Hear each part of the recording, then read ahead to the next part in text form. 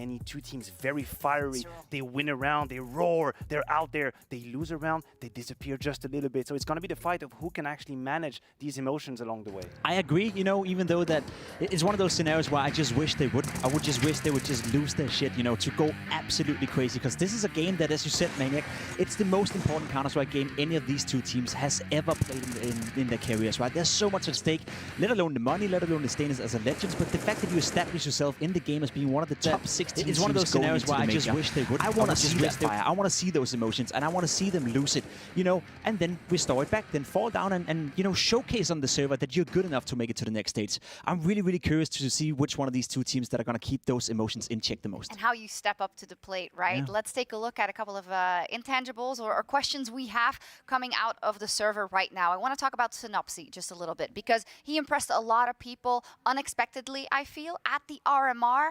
Not as much yet, right? That's something that BNE really has to be able to tap into. You're absolutely correct. It could be a sign of worry if you are a BNE fans from all around the world. Synopsy was a rock during the RMR. There is no other way I'm going to put it. He was next to Juan Flasher and he was delivering time after time after time. One of the highest fragging IGL worry if you are a BNE fan from all around the world. Synopsy was a rock. He's been in the shadow. I haven't seen the same Synopsy. He was next to Juan Flasher and he was delivering time after time. They will lose. We know it's going to be a IGL worry if you are a BNE fan. For sure. It's also a bit of a tell that the competition now is just a little bit more fearsome, right? It's tougher teams they're facing. Synopsy, up until yesterday, has played a decent tournament, I would say. Against Ents yesterday, he went -23, which is why those stats on the screen look so one-sided to him playing bad. It's actually been a decent job, I would say. Up until yesterday, has been facing teams like Ents, Force, etc., where the competition is just so much harder.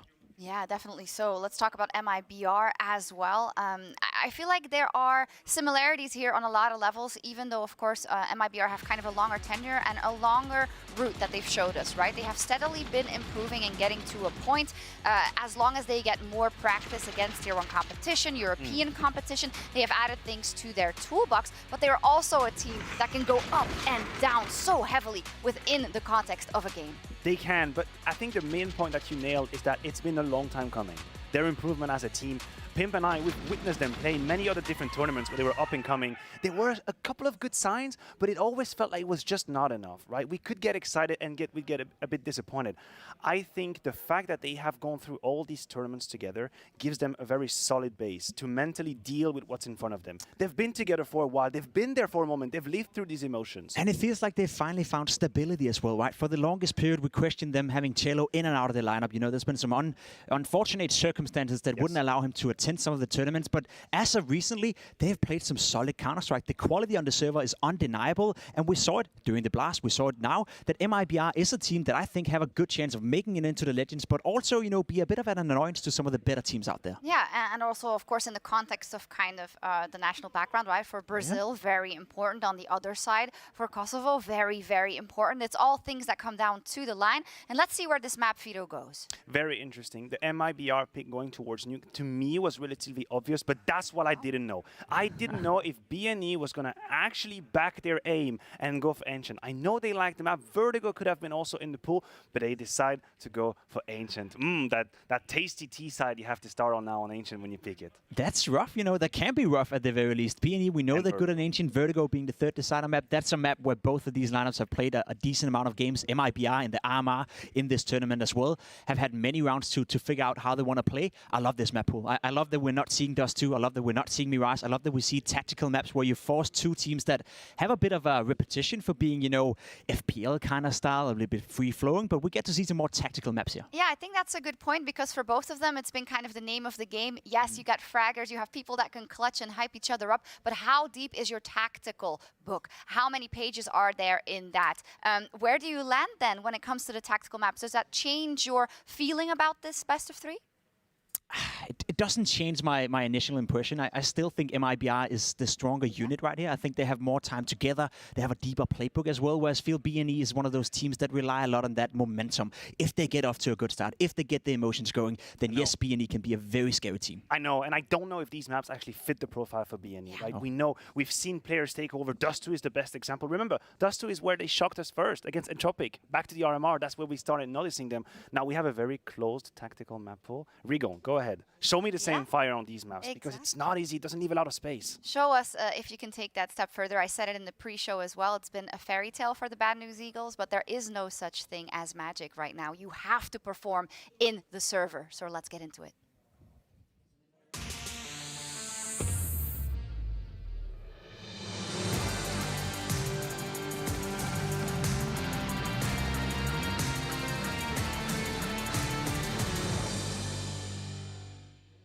A career-defining game for the 10 players stepping into the server tonight. 2 wins, 2 losses. It's do or die, sink or swim. I've got more cliches if you'd like them.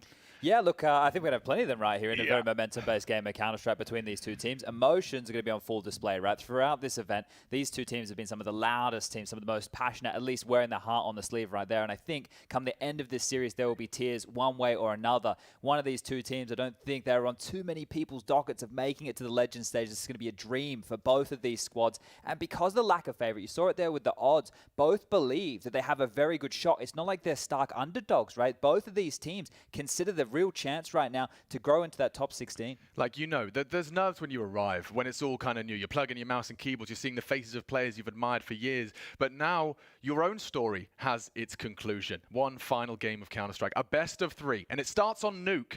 MIBR, they've looked like they definitely have what it takes, but so have the Bad News Eagles. 2 teams, 1 spot.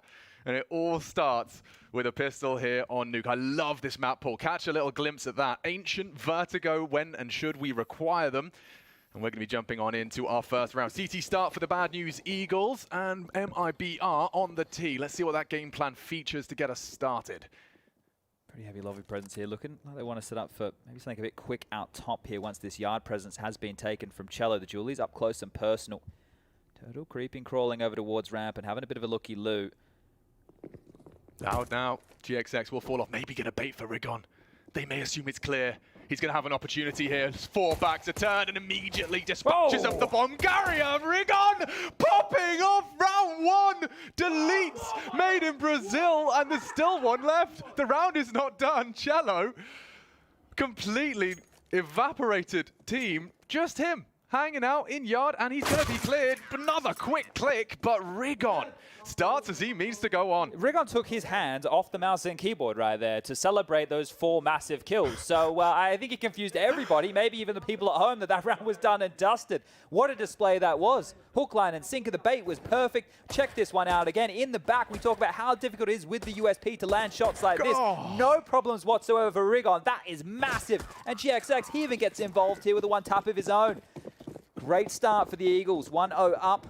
And into the Glocks are MIBR, so expect this one to have the pace taken right out of it. Maybe slightly shell-shocked after that. I still am, yeah. It's one way to do it. Well, we know that the AKs will be coming out into the next round to play here for MIBR. If they could get a kill or 2, find themselves a bomb plant, make sure that they recycle the utility of the Eagles, have that reinvestment going into the next, and you can see it being limped out across the map here as they do just hit the brakes.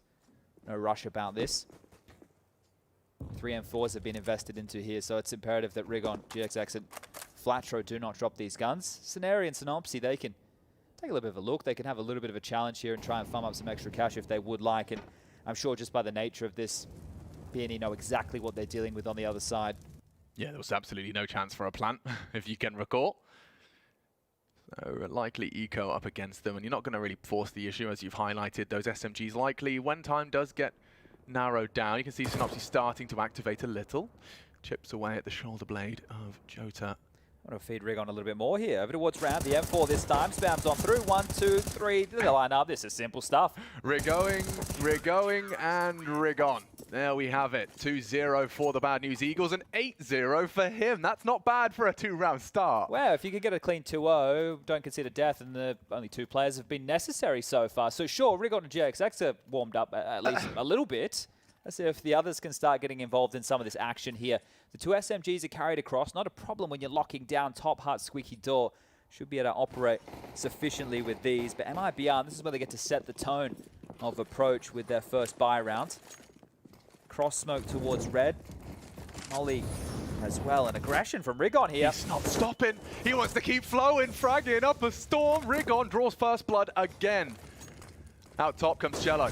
Synopsy safe initially. Sprays on down. Cello staying dynamic on the SMG. No bullets. Turtle cannot finish his first. It's Jota's Flames that do pull us back into a 3v3, and this is not going to slow down. Scenario topside. GXX. They heard him. The spray should bring him down. He's jumping. Full Neo. Channeling his inner matrix. Down to a 2v2 now. The smokes, the frags. It's going to keep on going. This is a death match on top site. Woody in the edge of the smoke. It will fade. And so will the lights in his eyes. Flatro responsible, and Flatro doubles for the BNA 3-0 start. Oh, getting fired up here. Look at Flatro firing up the troops early in this. And as mentioned earlier on in the piece, this is going to be all about emotions. You saw the quote there from the tweet from BNE talking about being able to manage those.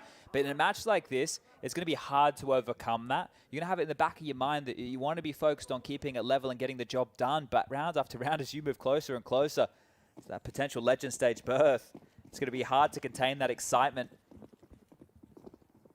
Maybe a lighter buy here coming out of MIBR. They have invested in some utils, so Squeaky blown off, smoke in front, causing a bit of confusion as far as the rotations go. No confusion there. Bullet straight through the smoke. Flatro easily takes down Cello.